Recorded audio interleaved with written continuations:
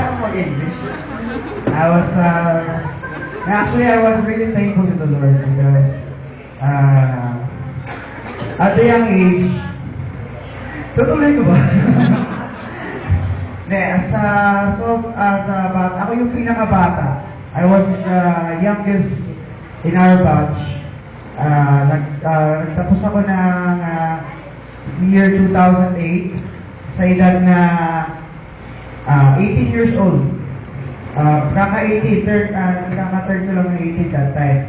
I was really thankful because for almost 7 years, I've been in the ministry.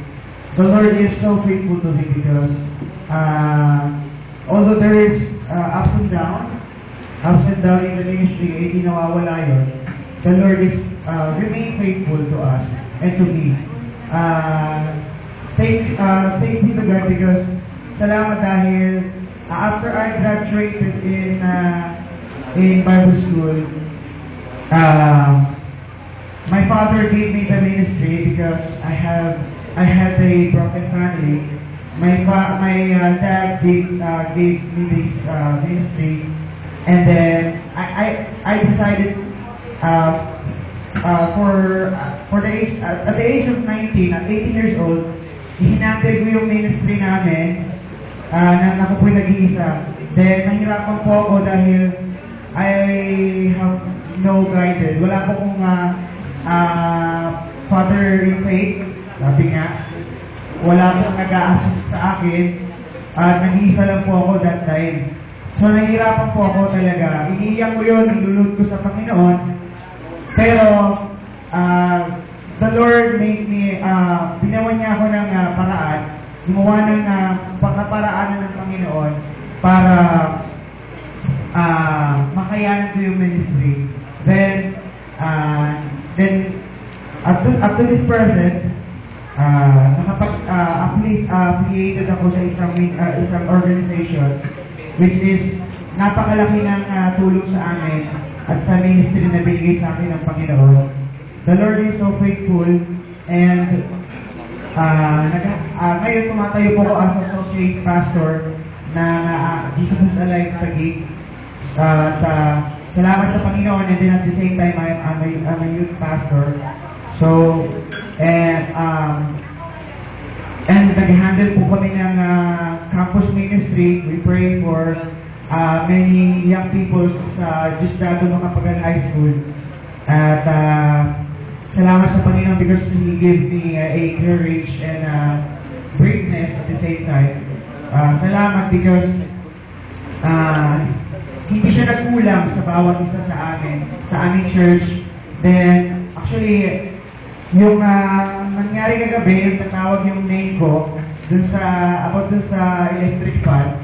Bago po ako dumating dito, ay nasira po yung electric fan namin sa church. Opo. Bago po ako pumunta dito, yung electric fan po na ginagamit ko sa kwarto, di po namamalayan, ay ako po yung nakatira sa aming church. At the same time, yung aking mga parents po ay magkakahiwalay rin po kami apat. So yung mom ko nasa Pampanga, my dad is in Parañaque, and my ate is in Angeles, Pampanga din. So ako lang po yung nag-isa sa church, na doon po ako sa parang may parsonage po doon sa likod ng simbahan. Then, lahat po ng electric fan sa loob ng church is ceiling fan. So yung aming pong iglesia, yung aking pong kwarto sa likod, ay meron po ko itong maliit na electric fan na pinagsasagaan na bago po ako umalis, pumutok at sumabog po.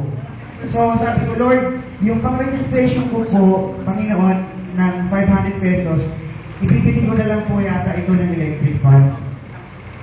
Pero sabi ko, hindi, may plano, Panginoon. I will susundin ko ang plano ng Panginoon sa akin. And then, nagpatuloy ako, pumunta ako dito. Then kagabi, nung tinawag na yung electric fan, naubos na. Sabi ko, wala nang pag-asa. Sabi ko, gano'n.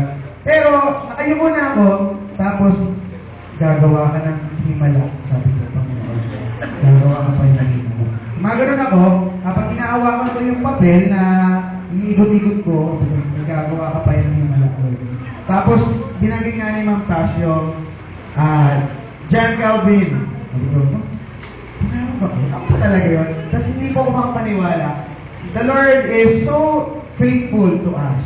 In every time na tayo po ay nangangailangan, we are in need talaga. The Lord is there for us. Hindi niya tayo pinapabayaan. Hindi siya nagkukulang sa bawat isa sa atin. And He knows our needs. Alam niya yung pangangailangan natin as a servant of God.